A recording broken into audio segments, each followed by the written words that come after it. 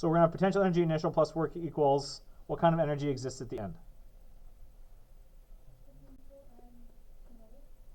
Why do you think there is kinetic energy at the end? Yes, but it's bounced now to a maximum height of 2.4 meters. At that maximum height, it's not going up anymore. So it's just potential. So this is going to be mgh initial plus some work is going to equal mgh final. So my work is going to be mgh final minus mgh initial, which is going to be 0.25 times 9.8 times 2.4 is the final height it rises to, minus 0.25 times 9.8 times 3.2. That height is, that work value is then going to be what?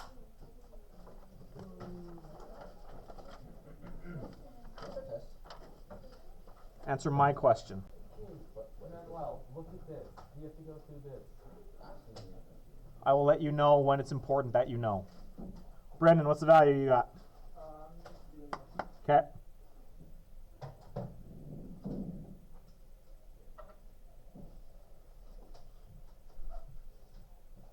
Shouldn't be very big.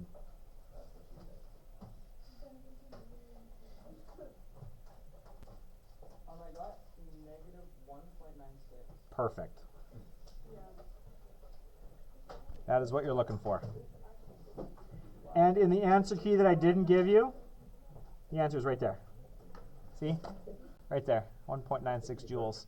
In the key I didn't give you. Sorry? It should be negative, because you have lost energy. But the question does say what is its loss in potential energy, so you could quote that as, you could say the loss is 1.96 joules, or you could say negative 1.96 joules, depending on just, the verbiage. They mean the same thing. That was question 8. Relatively straightforward, yes? Okay. Then, let's just do the last example here, and we'll talk a little bit about springs. I'm not going to do a spring example. Maybe I will do a spring example. We'll do a spring example, but I want to do the last one of these. And then I want to give you a bunch of time to play with this stuff, just to make sure we're all on the same page here. Question number 5, or example number 5 here was the last one that we maybe could have gone through yesterday, but didn't have time for. Several students are pretending that they are in the jungle while playing in Ravine Park. Do students still go to Ravine Park? Is that a thing? Manuel goes to Ravine Park? Okay. They suspend a rope from an overhead tree limb. A student of mass 70 kilograms running at 8.0 meters per second grabs the rope and swings off of the ground. What maximum height does the student reach? So here's what you've got. I once drew this amazingly in the past. Let's see if I can draw it amazingly again. So you've got a tree. For some reason, this is how I drew it before, so this is how I'm going to draw it again. Trees like this don't have branches like I'm about to draw them, but let's assume you've got a board. We nail this board to a tree, and we're going to suspend a rope. There's the rope. And here is Jeff. He's giving her.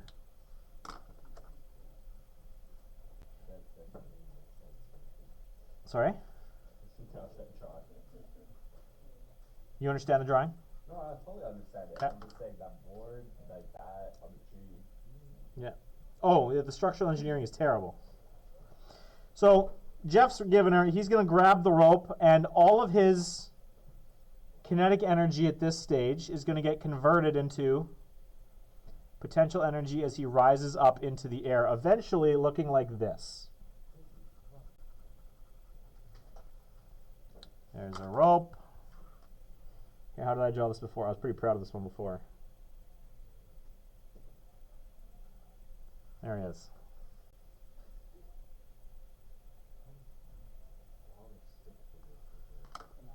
I practiced.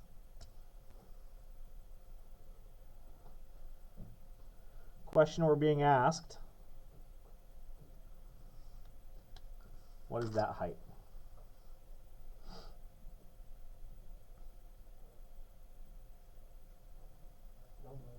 All of this is work energy. So all of it is going to start from that point.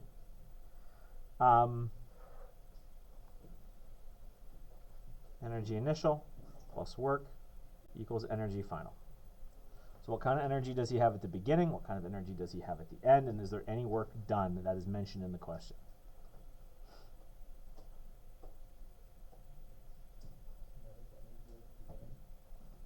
There's kinetic energy at the beginning.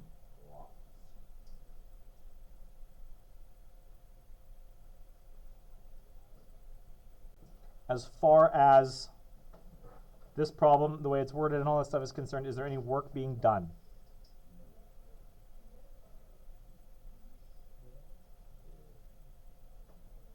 If work was being done, what would the form? What form would that take? Friction, yeah. No, I would say friction. You got a haircut. Since Monday, but you see short in the front. Oh, okay. So you didn't get a haircut? Yeah, I didn't like it, but So you did get a haircut. yeah, I did, yeah. Okay, Yeah, it looks since Monday, but since Monday, and it's Thursday, and I'm now just noticing. yeah. Looks good. Sorry, I don't like it. Does friction show up at all in the formulation of the question? No. So, and friction is the only thing that's going to take energy out. And there's no mention of anything putting energy in. It's not like he grabs the rope and then as he's swinging up, he like turns on a rocket booster to propel him further forward. Or, no one grabbed his butt beneath him and pushed him up higher, right? No one has added energy to the system. So no, there is no work being done as far as how this question is outlined. Now, when he reaches his maximum height, what kind of energy does he have? Potential energy. Is that the only thing he has? Kinetic final. Does he have kinetic energy at his maximum height? At maximum height, it's defined to be the maximum height because you're not moving. You are no longer going up. And you have not yet started to fall down. So there is no kinetic energy at this point.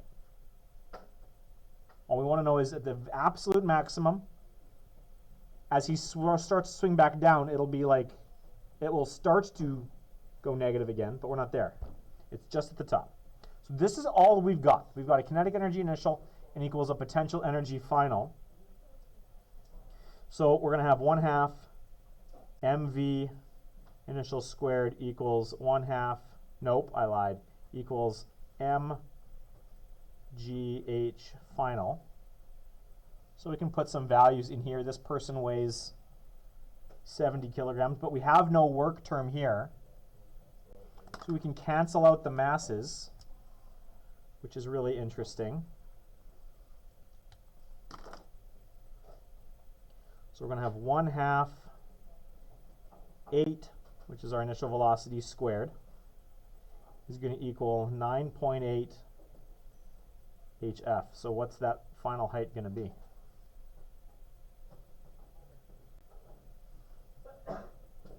Bless you.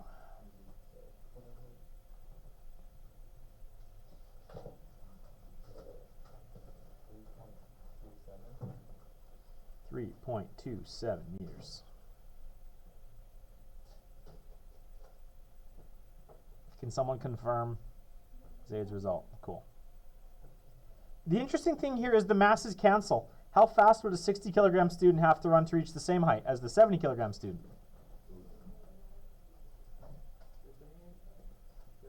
What did you say, Luis? The same because the net cancel, so doesn't matter.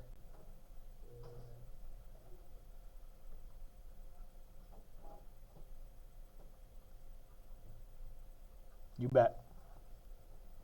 Love it.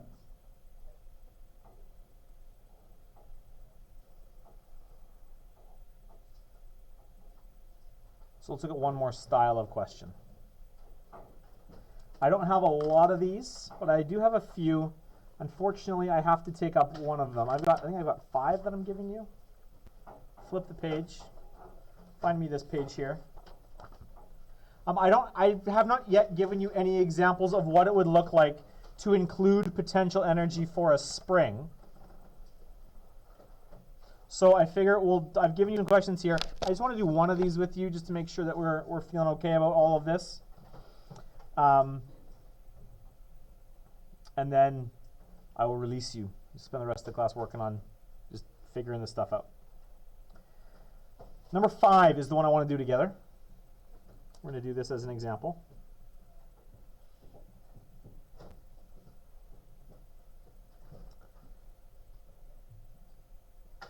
A 10-gram pebble is placed in a slingshot with a spring constant of 200 newtons per meter and is stretched back 0.5 meters.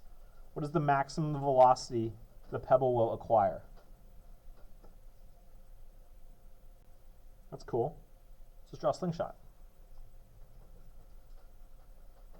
But a side view of a slingshot, so, you know, all it looks like is a stick. Maybe we can give it some depth. Turn it on its side a little bit. Where'd pink go? Here's pink. So we got that guy attached there. We got that guy attached there.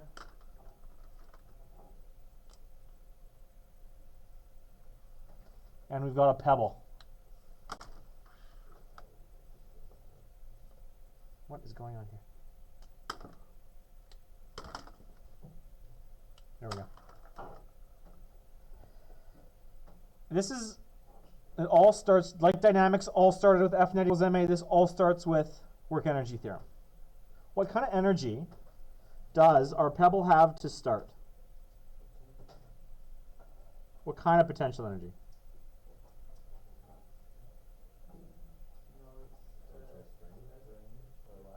There's going to be potential energy, yes, but it's going to be spring potential energy. If we wanted to, could we talk about gravitational potential energy? If we wanted to, we could, because, I mean, this obviously isn't at ground level, but where is the pebble going to be traveling the fastest if I shoot this thing horizontally?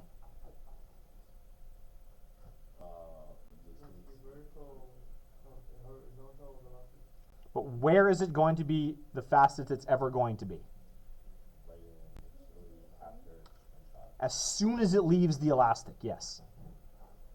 So as soon as this elastic slams back into the slingshot and our marble is flying through the air having just left the slingshot, that is where it's going to be traveling its maximum possible speed. What is interesting about the marble at that location and the marble at that location? The marble in the first location has no kinetic energy. The marble, when it's been shot, has like the most kinetic energy. So you're telling me there is a kinetic energy final. That's true. That doesn't tell me anything about location, though. Like when I say location, I literally mean physical space within the universe that it's occupying. Talk to me about those two locations.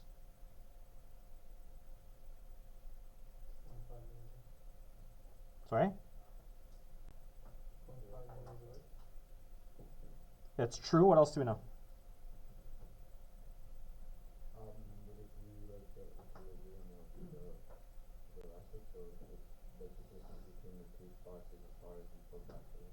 Yep, that's what Tenjo said. Yeah, that's true. Yeah. Give you a hint. I'm trying to make a statement about potential energy, gravitational potential energy here. Calculate the force, like we do vertical and horizontal. No. But that. Because this object and this object, I mean, if you're shooting a slingshot over level ground and you're shooting it level, in a perfect world, the height of the marble or the pebble when it's pulled back and the height of the pebble or marble as it leaves the elastic are going to be the same. So at that, I can call that height my zero height, right? So because of that, we're able to ignore potential gravitational energy.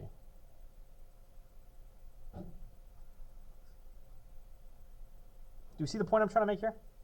We're cool with what I've said?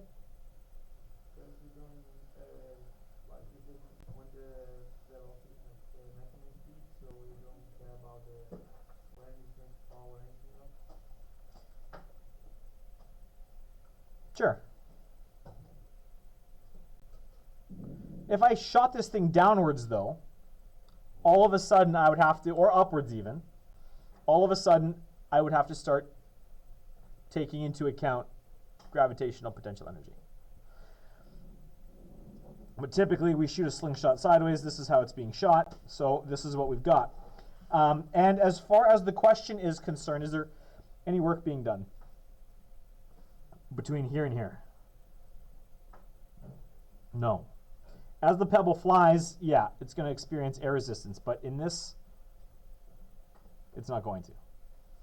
So this is all we've got. We've got our potential energy spring is being turned into kinetic energy of the stone, or the pebble. So the potential energy for a spring is given to us by what formula? Say it, Connor. Half kx squared. You betcha.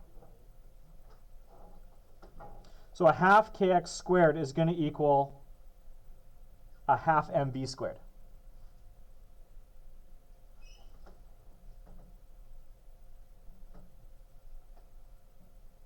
So this is going to be 1/2. We know it's 200 newtons per meter. We know the extension is half a meter. And that's going to equal 1/2. We know the mass is 10 grams. So what is 10 grams in kilograms?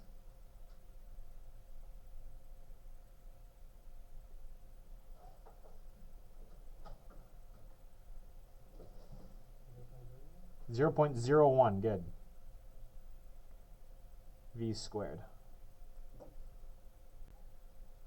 So how fast is our object going to be moving? The halves can cancel, so we don't need to include them in our calculation. Make it a little bit easier.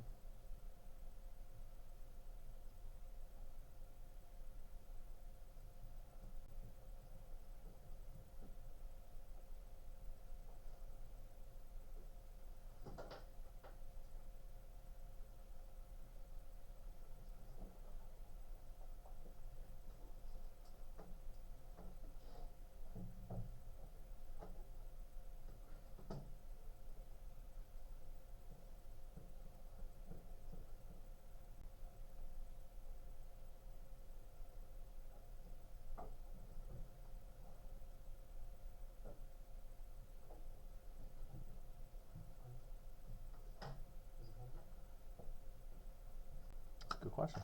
Is it a 100?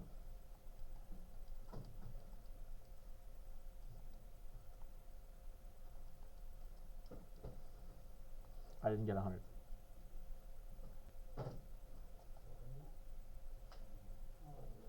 Yeah, I got 70.7 or 71 meters per second. I agree.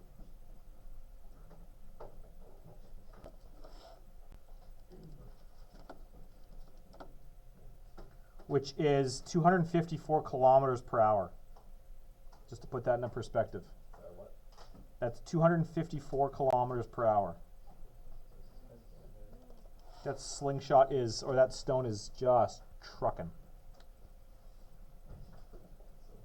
Would that be like the actual, like an actual slingshot right there, or like is that just like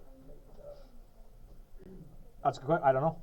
I don't know what the spring constant of the band in a slingshot's going to be.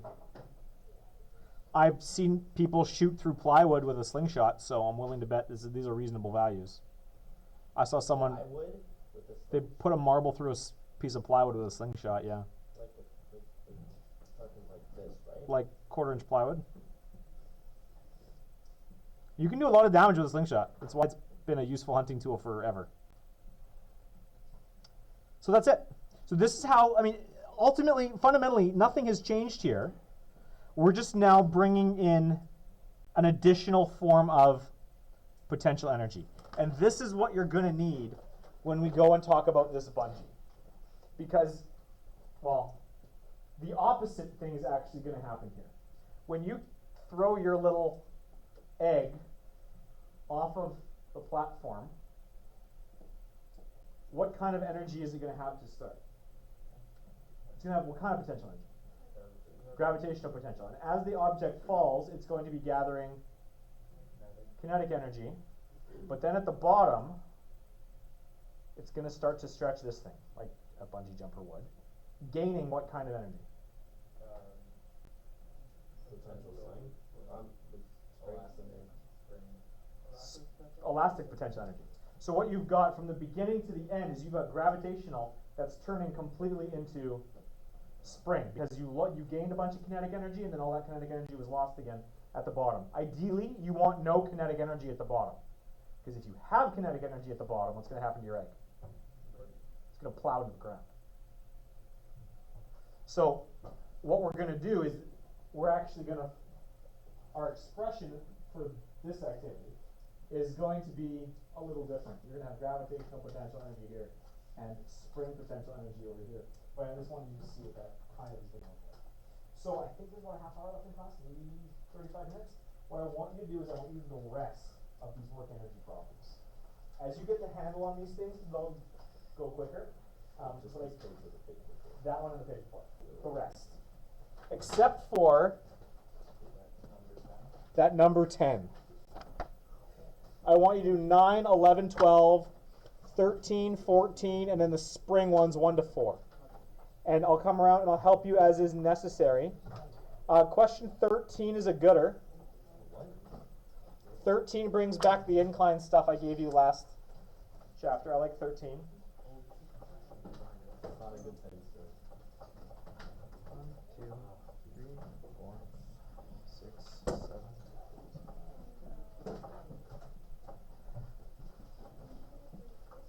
Yes, I do. I'll put them on the screen.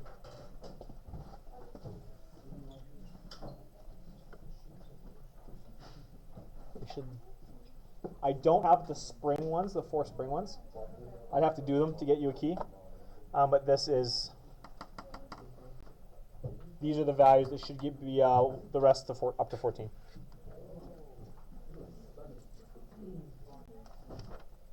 Be careful with how the questions are worded. It will apply to certain things. Happy to help you with this as you deal with this.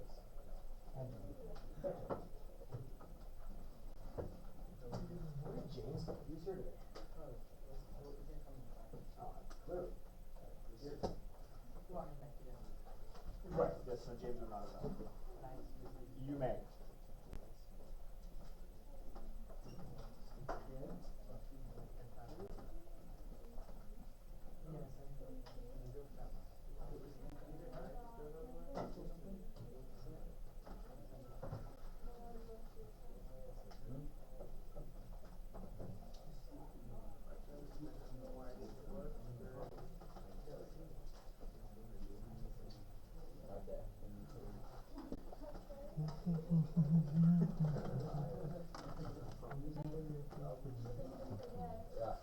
No, I need to leave that there.